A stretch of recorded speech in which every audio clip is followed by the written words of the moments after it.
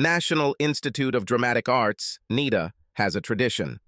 Whenever final year students put on a performance, old alumni are invited to the audience.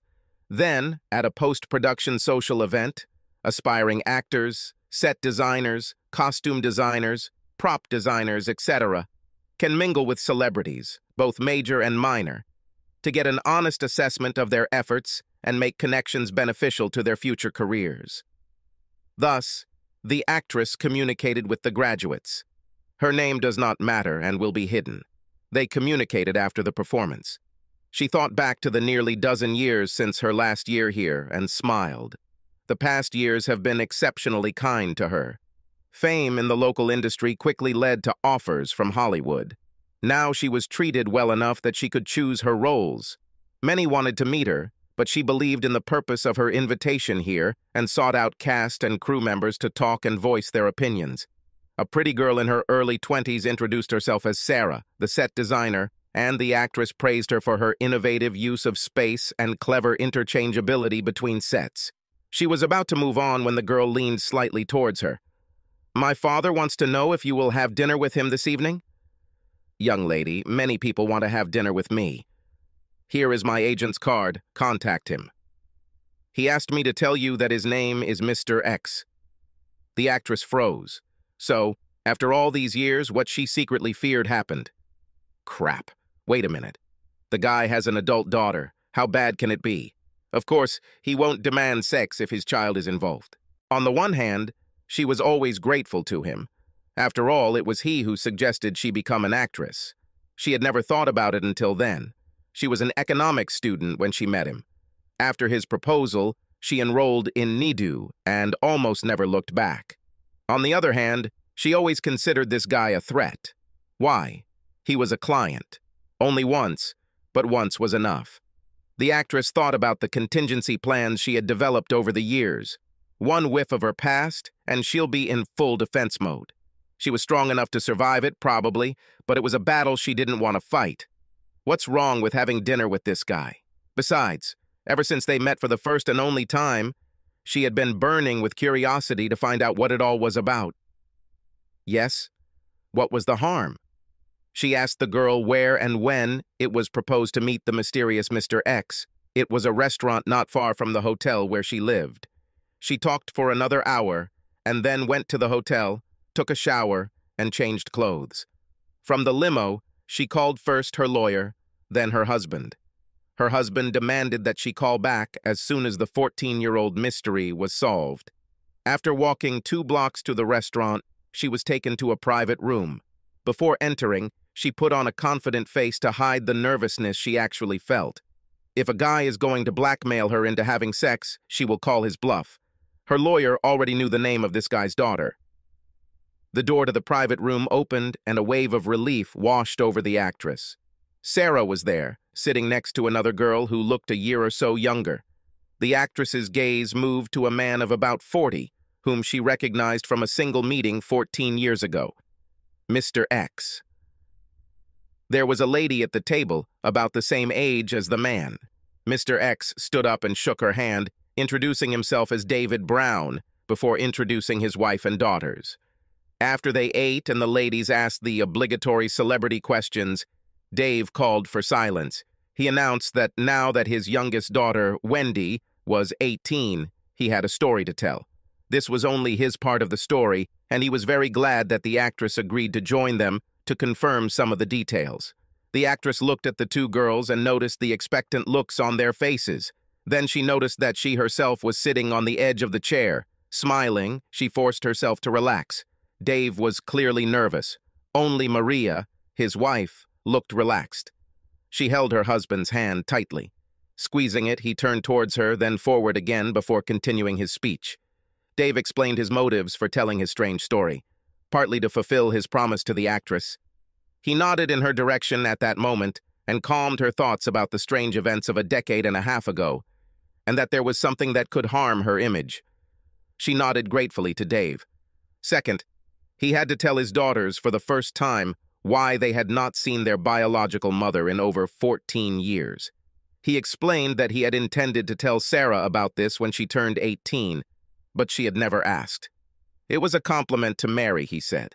Apparently, she was the only mother his daughters needed. After this explanation, he warned them that by telling them this story, he was going to ask them for forgiveness for his unilateral actions committed so long ago. Dave started from the beginning. Martha present. Meanwhile, on the other side of the country, a woman lay awake in a cheap motel bed, listening to the snoring of a man who looked like a pig, analyzing the mistakes she had made that led to her current situation. I don't think I was born for this life. Moreover, I think that the easy course of my life has given me a sense of a certain right to indulge my desires. Born into a prosperous middle-class family, she grew up without needing anything.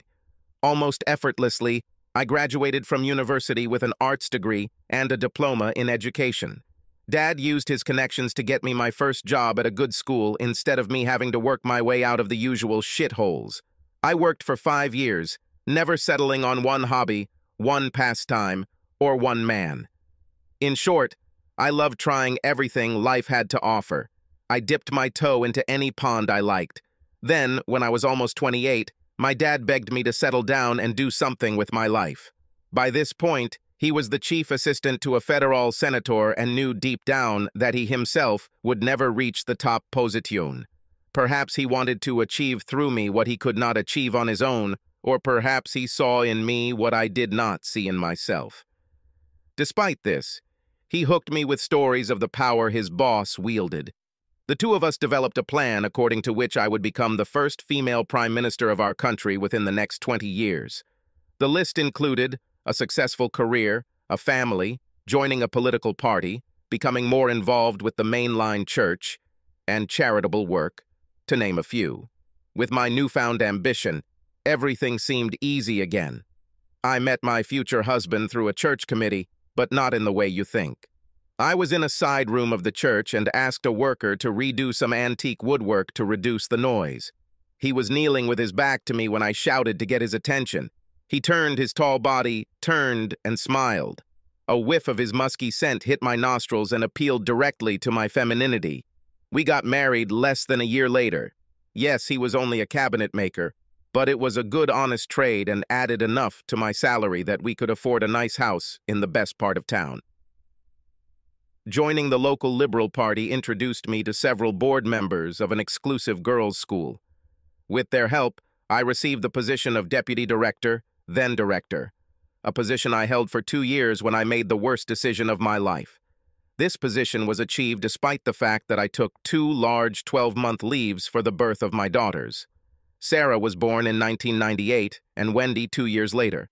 I wanted to return to work and a busy committee and fundraising schedule 3 months after each birth. But my dad told me to wait a year. The public, he told me, would judge me as a mother above almost everything else. So at the time this story really began, Sarah was 6 years old and Wendy was 4. A good house was exchanged for an even better one. I had a good career as a headmistress and headed several charities. I swear the local church wouldn't have run without me. But best of all, I was the favorite to top our party's ticket in the next state election in 2 years. Life was wonderfully hectic, if a little tiring at times. 3 or 4 committee meetings every week, fundraising, visiting church dignitaries. All this time, I was expected to look good and keep my smile ready for any cameras. But I couldn't have done it all without Dave. Being self-employed, he could start working as early as he wanted to get home in time to pick up the girls from school and daycare. He then looked after them while I was away in the evenings. To be fair, he spent most of his weekends taking care of the kids too. Usually I would be busy elsewhere or relaxing before starting over on Monday. As a New Year's resolution the year my marriage ended, I vowed to devote more time to Dave and the girls, but after being absent for most of their lives, I felt a bit like an outsider. Then another pressure forced me to leave them again. In addition to all my other responsibilities, I also had to maintain my professional teaching accreditation. This meant attending 2 conferences a year. The second of which, in that particular year, I forgot to tell Dave until the last minute. How was I to know that he had arranged for a babysitter for the entire weekend? Planning a romantic weekend so we could get closer again? He was disappointed to say the least when I told him I had other plans, but I knew he would get through it. He always did this. The conference meant that I would be away on Friday and Saturday nights, so I promised him that we would have our own party on Sunday night. He didn't seem impressed and barely spoke to me until I left. I vowed to myself to be more understanding in the future.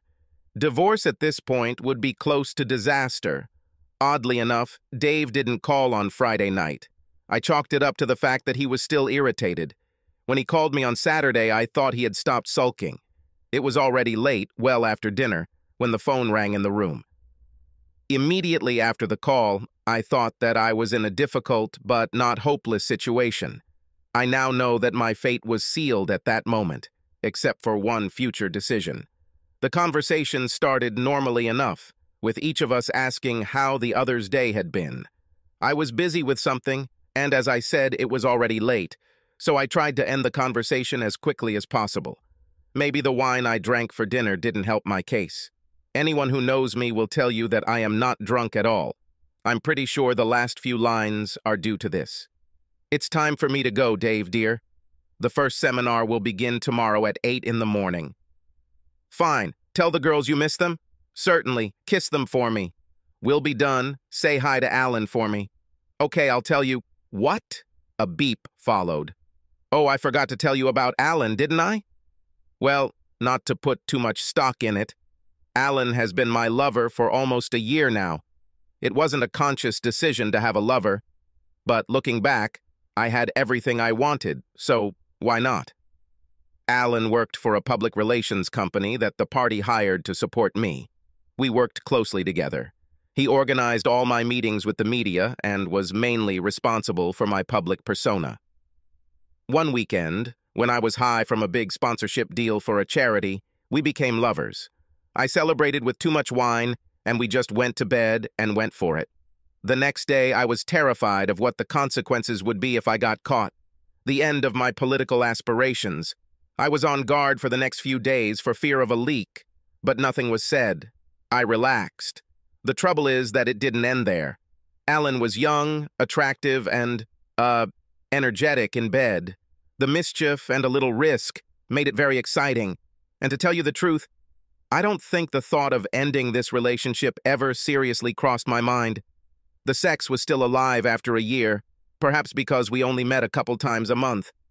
I've worked hard for years and deserve some luxury.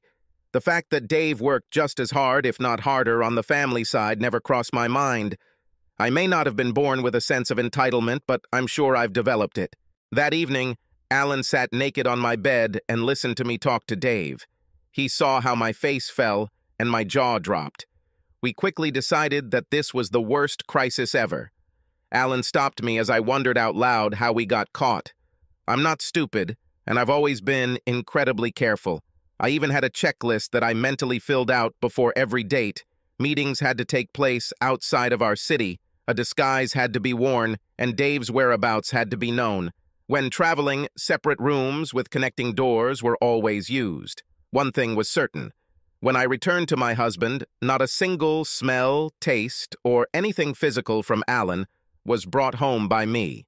I knew that if Dave ever suspected I had an affair, Alan would be a prime candidate. So whenever we were together, we were incredibly careful, except for that very weekend. Since the trip wasn't strictly political, Alan wasn't required to accompany me, but given that Dave was supposed to be at Sarah's soccer final all weekend, I figured there was zero chance of him showing up. As long as I was careful when bringing Alan in and out of my room, it was safe. At least that's what I thought. That's why Dave's casual words and my unintentional confession, either due to the wine or because Alan kept me awake the night before, shook me to the core. It took me a while to remember that I had a contingency plan. Despite the late hour, I called my dad, and he called his lawyer. Now I know that I probably should have done things differently. I suspect that if I had gone straight home, told Dave that my affair was over, and thrown myself at his mercy, he might have forgiven me. He was incredibly family-oriented. After all, it was just one novel. I will never know whether the extremely brutal attack Dave launched on me shortly after was inevitable from that point on, or whether it was my reaction to being caught that caused it all. Dad was horrified by what I had done, and pointed out that I had given Dave the opportunity to destroy all my hard work. He said he would make sure I got on the next flight home, and told me to pack my things and get my ass to the airport. Alan's reaction to the whole episode was surprising, although perhaps it shouldn't have been surprising. I suppose to enhance the experience for myself, I pretended to have deep feelings for him. His reaction definitely proved that he loved me. It was a pitiful sight to see him begging me to leave my husband and marry him. It got me thinking, but not for long. I didn't love him, I loved Dave. Yes, I loved him very much. Yes, it was very flattering to be with a younger man, and yes, it was very inspiring to have a lover, albeit a secret one. But leaving my husband for him? It will not happen. Besides, having a partner 10 years younger than me, who caused me to leave my husband and destroy my family, would make me a laughingstock and ruin any chance of saving my career. However, I felt bad for letting him fall so hard for me, so I threw him a bone. He left for the next week, so I promised to visit him when he returned after the situation in my house had stabilized. Just because my husband apparently found out that I have a lover, well, that doesn't mean I have to stop, does it? Only if my husband insists and threatens to use this knowledge as a weapon, I suppose. I won't bore you with the details, but my father, his lawyer, my sister and I arrived at my family's house just as Dave and the girls were leaving the house on Sunday morning to go to the zoo. We made Dave go back into the house while my sister took the girls. I was tired and we hadn't rehearsed, so I left the conversation to Dad and the lawyer. At first, Dad didn't like my choice of a simple merchant as a partner, but Dave was so nice that Dad soon overcame his doubts. They got along great over the years, even becoming friends of sorts. However, given the choice between this friendship and supporting me, Dad did not hesitate to choose a side. I have to say, I was a little sorry that Dave was attacked like that. Dad began the argument with a review of expectations. He suggested that Dave obviously expected me to be faithful, and perhaps this was an unreasonable expectation given the differences in our social classes, earning abilities, and achievements. I was a little horrified by this approach. The devastation I had caused my husband was clear, and it hurt me. I tried to meet Dave's gaze to convey this, but he just stared in shock at the table in front of him. And what kind of attack it was. I'm glad it wasn't me who was attacked. There were threats of gag orders, writs of injunction, and lawsuits for lies and libel. Dave showed no emotion. Same thing when my father asked what evidence he had of my infidelity. He practically admitted that he didn't have any. In fact, it turned out that he wasn't even sure I was having an affair until I accidentally admitted it myself on Saturday night. When I put everything together much later, I believed that all my precautions were in vain. Dave's friend overheard Alan bragging about sleeping with me and warned Dave. Not quite believing it, Dave threw out his "say hi to Alan for me" statement to see what would shake from the trees. The realization of the shock he must have felt when I responded like that shook my conscience to the core. However, Dad did not have such a conscience.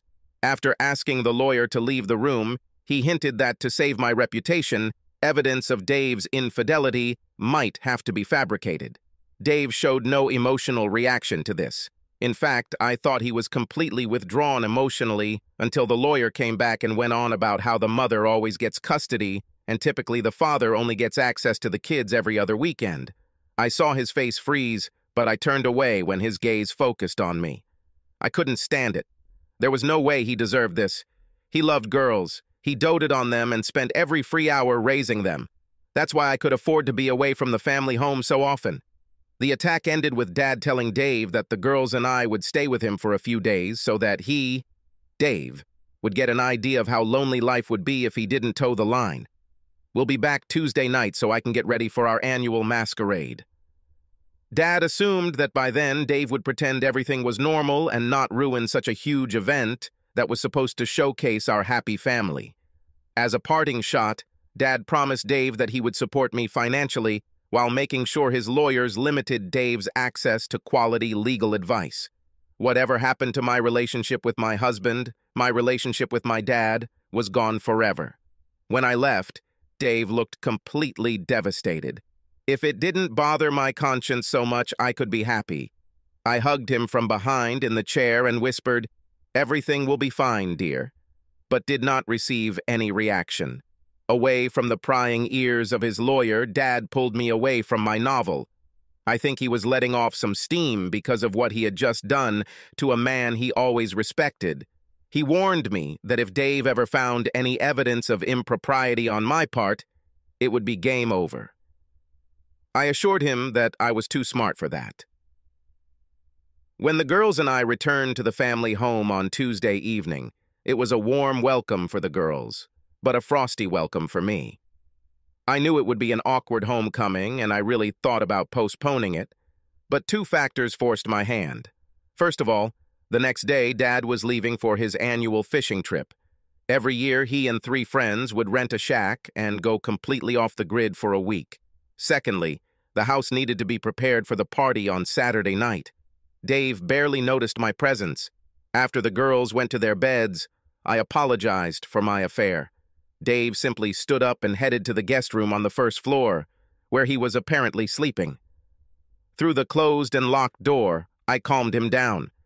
I fully intended to dump Alan immediately, but after several phone calls from him in the previous 2 days, I realized that with his emotional attachment to me, he also posed something of a threat to my career.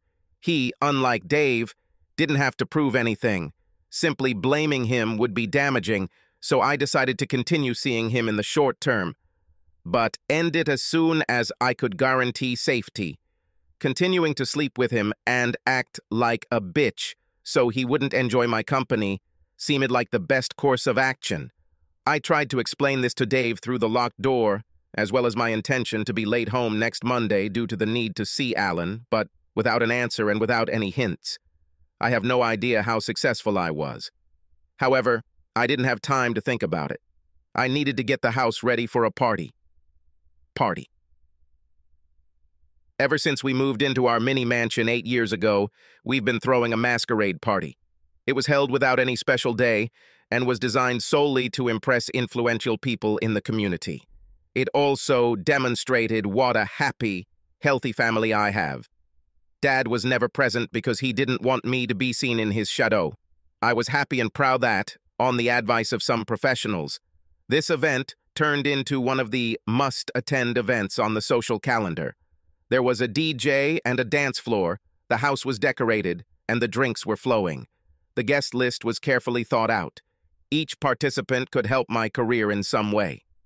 This was such an important event that ensuring Dave's full participation and cooperation was my top priority over the next few days. In short, I received his reluctant acknowledgement that he would attend and participate.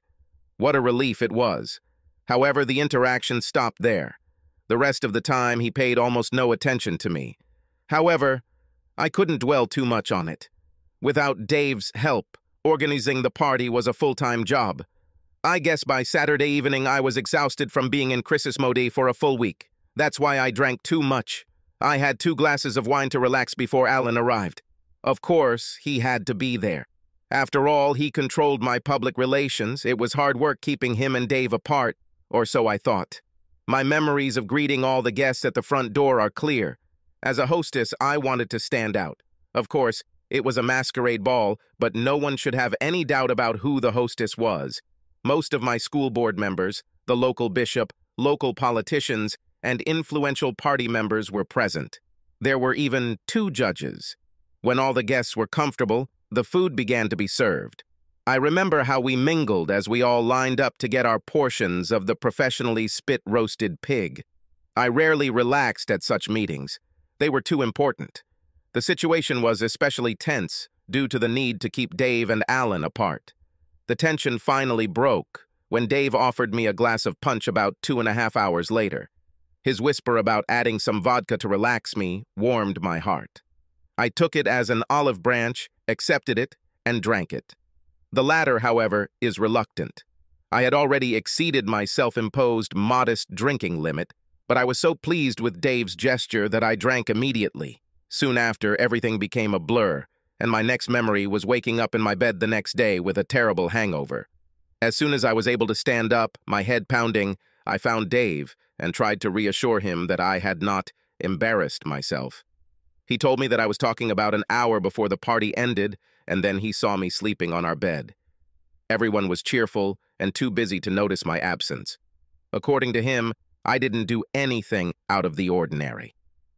Relaxed by the news, I tried to find my cell phone to chat a little and apologize for missing church. He was nowhere to be found, and we had long ago given up our landline. To stop the pounding pain in my head, I stayed in bed for the rest of the day and dozed. Because I slept so much, by 5 a.m. the next morning, I had sparkling eyes and a bushy tail. I stood up, desperate for coffee. The light was on in the kitchen, and Dave was sitting at the table. He didn't move when I walked in and kissed the top of his head. Below is what I remember from our conversation. Since then, he has never spoken to me face to face. "What are you doing so early?" He just looked at me a little incredulously. Ever since I realized that the woman I loved with all my heart, and who I thought loved me, had stabbed me in the back, I've barely slept a wink. Looking back, I realize that I probably should have responded to this statement in a conciliatory manner. Instead, I snapped. I think it was the accumulation of days and nights of guilt on top of being angry about not having any memories of the party and wasting a day in bed. Aren't you the one who always says that if you can't do something about a problem, don't worry? Dad explained how the future would develop. Accept it and move on with your life. Dave sat in the chair, completely motionless.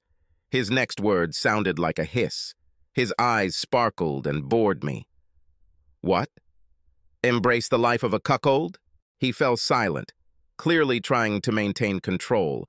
I thought I'd calm him down a little. Just for a moment, dear. It will all be over before you know it. This reminded me that I would be returning home late in the evening. I'm dating Alan. Dave jumped to his feet so quickly that his chair tipped back and hit the floor with a loud thud. In the split second that followed, the silence seemed calmer by contrast. Dave stood with his arms crossed over his chest, and before my eyes he began to clench and unclench his fists. Each movement made a rustling sound as his fists moved against the fabric of his trousers. If I hadn't been so confident in my dad's precautions, I might have been sincerely worried. Dave went beyond hissing and practically spat. Do you really think that I would agree to the life of a humiliated person? A man without pride and without choice. And you? I know your father lives his life by the motto, cujus testiculos habes habeas cardia et cerebellum. If you have someone by the balls, their hearts and minds will soon follow you. But that's not me. I will never be like that now or ever. With these words, he took off for his morning jog. I sat and thought about what he said. Was there some angle I missed? Did he have a choice but to move with the times? I didn't think so. I shrugged and began seriously looking for my phone. Eventually, I found it dead, so I put it on charge. I made Sarah's school lunch as a sign of reconciliation with Dave and then got ready for work. The kids woke up before he got home, so we didn't have a chance to talk again. I left. If I had known what would happen that day and all the days after, I would have at least hugged the children. Dave. If the end result had not been the destruction of my marriage and serious problems in your lives, this Monday would have been very satisfying. You heard what your mother did to me, and it is very important that you understand what I did next and why I did it.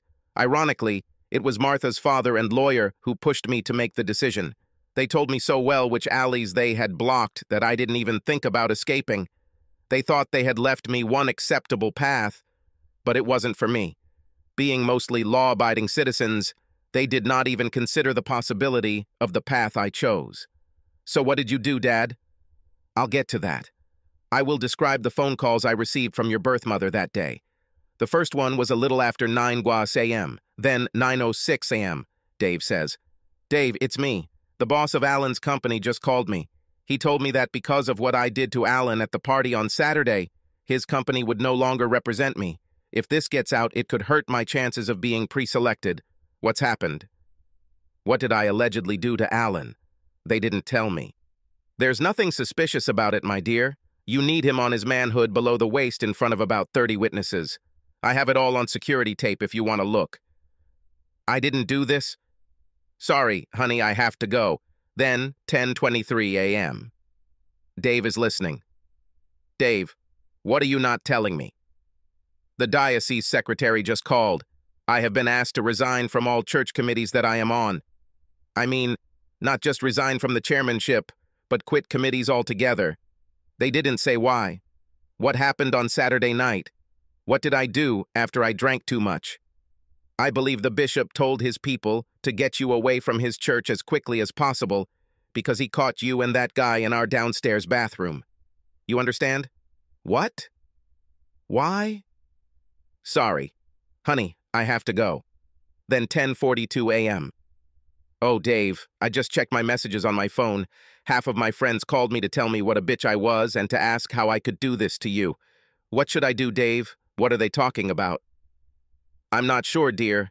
Maybe they're talking about you dancing dirty, or better yet, practically having sex with that guy on the dance floor. They were a little embarrassed for me when they saw this. Or maybe it's because when they asked me why I didn't stop you, I told them that you demanded the right to cheat on me with other men and threatened to break me and our family if I publicly objected. Did you say that? I certainly did. You and your father thought you left me with only one choice, to go along with your sick and dirty little plan. I found another viable option, and all it cost me was a little public humiliation. Okay, there will be a lot of humiliation after tomorrow's paper comes out. But Dave, when I asked you on Sunday if I behaved well during the time I didn't remember, you said yes. I think you heard what you wanted to hear, dear. What I actually said was that you didn't do anything out of the ordinary, and I'll stick to that. I'm convinced that all sluts behave this way. I don't know how I could lose control like that. Can you call the bishop and other people to tell them that it wasn't really me, that I lose control if I drink too much? Why would I do this for you, darling? Because you are my husband, and husbands fight for their wives. Like how you went to beat me when your father and his attack dog described how they would disembowel me if I didn't let you sleep with other men. Listen, Dave.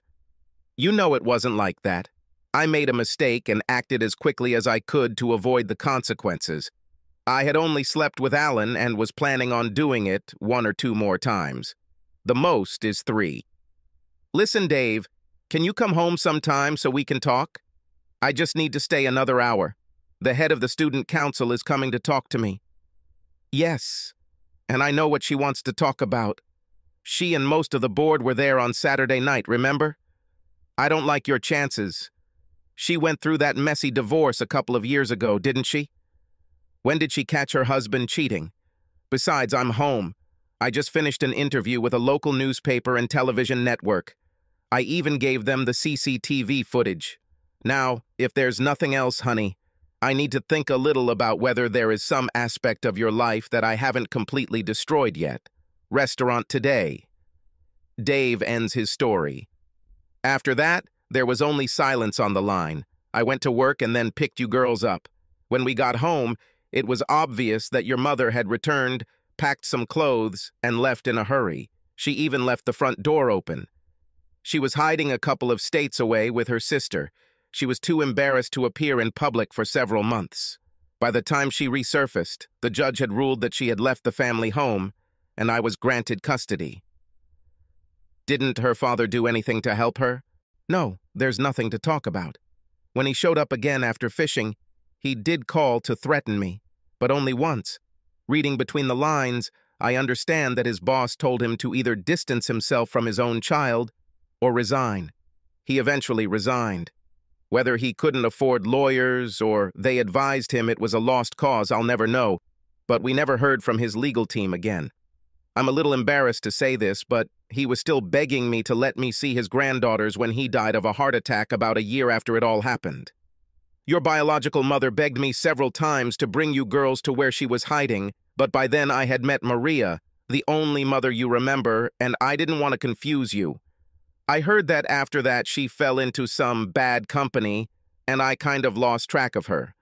I could try to find her contact information if you want to find her. Neither of them seemed too interested in the proposal. And that's why, girls, you shouldn't drink. All eyes turned to the actress. Girls, considering what your father just told us, I think I know what happened and why he invited me here today. You see, one day he promised to tell me the whole story. To be honest, I'm surprised the paparazzi haven't discovered this yet.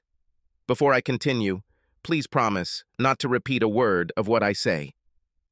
After waiting for affirmative nods from everyone present, she continued, I never even thought about becoming an actress until your father suggested it. Like many orphans, I really struggled financially in college. I took on a high-class escort job. My friend got me into it. Before you turn your nose up at me, I mean escort in the old-fashioned sense. All I did was accompany the guys. It could be a corporate dinner or just some lonely businessman in town for the day looking for some companionship. I'm sure some girls went beyond that for a price, but the agency I worked for never encouraged it. In any case, this was not necessary. With my looks and, I was told, my bubbly personality, I was well in demand as a companion. Anyway, one day, my representatives arranged a meeting between me and a guy who introduced himself as Mr. H, your father. We met once, and he said that I would approach him. I always wanted to know why he chose me. She looked at Dave expectantly. Because I looked through all the escort sites until I found someone who could pass for my ex-wife at a masquerade ball. It's clear. Well, I was going to say no, but because of the amount your father was offering, I ended up taking the risk. I wouldn't, but your dad said I could take my boyfriend to the masquerade too. The actress paused to take a sip of her drink, checking the situation for threats to her career.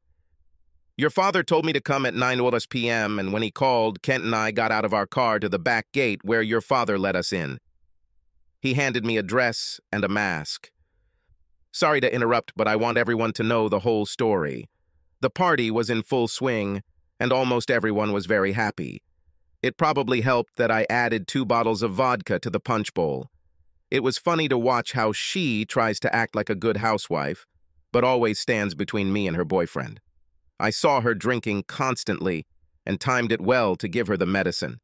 I crushed 3 sleeping pills and threw them into the glass. I even told her about the vodka. It took her about 10 minutes, but when I saw her stumbling, I carefully led her to our bedroom. A few minutes later, she was fast asleep, so I took off her dress and mask. The finishing touch was to use the same perfume she always wore. The actress nodded, then continued her story again. The dress wasn't perfect, but no one seemed to notice. I applied some perfume and a mask. I expected to be taken to the party on the arm of your father and for Kent to have fun, but it turned out to be much stranger. Your father told Kent and I to have fun, pretend we were a couple, but not talk to anyone.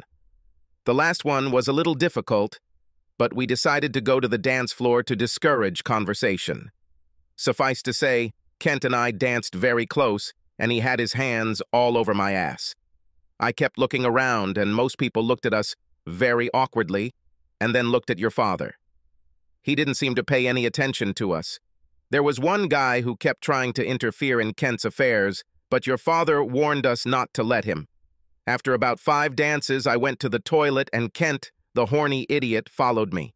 After I finished my business, he lifted me up so that I was sitting on the dressing table, then kissed me and lifted my dress. I'm sure he was going to go much further, but at that moment a man burst into the room, clearly desperate for the toilet. He blushed when he saw us and ran away. He was a big guy with a red beard, wasn't he? Seems to be yes. Bishop Carling. Oh my God. Well, this event even interrupted Kent and I in the bathroom. We started to head back to the dance floor, but my horny idiot overcame his, restraint and dragged me into the shade of the trees. We started kissing, and he lifted the back of my dress when the spotlight came on and everything went quiet. We turned around, and saw that everyone was looking at us. What could we do? We just got back on the dance floor. The guy whose photograph we saw tried to intervene, continued to call me darling and sweetheart even after I told him to fuck off. About then I looked back and saw a group of people surrounding your father. They didn't look happy. Something of an accusation, actually. She stopped to look at Dave, raising her eyebrows. Well, first the bishop came up, then the head of her school council, and asked, what was the matter with my wife? I want you girls to know I didn't lie. I spoke the absolute truth when I said that she demands the right to do whatever she pleases with other men. I then explained how I found out about her latest affair and how she and her father threatened me with complete ruin, even fabricating evidence against me if I made a fuss. He smiled at the memory. From the sincerity in my voice, they realized that I was telling the absolute truth. It makes sense. At some point, all the people gathered around your father turned and stared daggers at me. It was really awkward. Yes, I regret that. There was so much outrage at that moment that it could have led to a small war. I don't know if the bishop was going to say anything about what he saw in the restroom until you were picked up by the security spotlight. I turned on, but it definitely went off after that. No one could believe that my prim, lively wife could behave like that. I think every wife and even a few husbands hugged me within the next few minutes. It all ended when the next cabaret on the dance floor happened. Do you have to tell them about this? I'm not particularly proud of it. Then tell me. The actress paused to remember the correct sequence of events that happened many years ago. Well, Kent and I were just minding our own business on the dance floor. People started coming up and whispering to other people. Pretty soon, the number of dancers was cut in half, and even more people were looking at me and Kent. Then that little idiot your dad showed us in the photo came up, grabbed my arm, and tried to pull me away. I've had enough. I turned and kneed him right in, you know where. It was fun.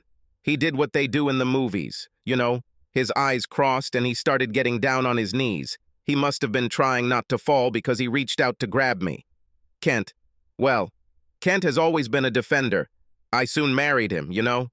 He grabbed the guy by the hand, turned him around and kissed him. It knocked him off his feet and onto his ass. The guy just sat there with one hand on his face and the other on, lower areas. Everyone started clapping. It was quite strange. I'm guessing it was your ex's lover. Yes, his name was Alan. I may have told people that he was her lover and that's why he kept trying to interfere. What happened to him? Well, the party pretty much fell apart after that. Almost everyone came up to me and asked if there was anything they could do. One of the judges even suggested that I ask my lawyer to look up the definition of mental cruelty. I just told them to do what they thought was right. Alan was one of the last to leave. I caught him as he limped away and, well, relieved my anger and frustration on him a little before he left. Later I heard that his company found out the whole story and calmly fired him. He had been with them since he left school and they refused to give him a recommendation. He had moved and was working at McDonald's when I last heard from him. After that, I lost interest. Sarah turned to the actress. Have you seen any of this? I hung around until the end but didn't see this dirty man again. Your father showed up again and gave me the rest of the money he owed me. I did ask him what the whole evening was about, but he was obviously upset by the scene and simply said that he would tell me someday. Kent and I turned to leave, but your father smiled at us through his tears and suggested that I had missed my calling and should become an actress. Believe it or not, it got me thinking, and 2 weeks later I applied to NIDU. Acceptance soon followed. Money speaks for itself, as they say. Now I need to go and call Kent. He chose this piece back in Los Angeles. He asked me to tell him the story as soon as I knew it. He said he would wait all night if he had to. The actress stood up to say goodbye. Goodbye, Sarah. I will follow your career with interest. If you need help at any time, please call me. Wendy, if you decide to follow your sister and problems arise, don't hesitate to ask for help. They owe me about 12 services at NIDA. Maria, look after your husband and these 2 scoundrels. They are special, all of them. Wiping tears from her eyes, she turned to the girls. From what your father said, he had your best interests at heart and did what he had to do when the odds were against him. When he asks you for forgiveness, I suggest you give it unconditionally. She was too depressed to speak when she turned to face Dave, so she simply hugged him and then ran away before she lost her composure. Following her, the girls exchanged glances. Then, Wendy nodded to Sarah, who turned to her father. No need to ask, Dad. We forgive you. We barely remember our biological mother.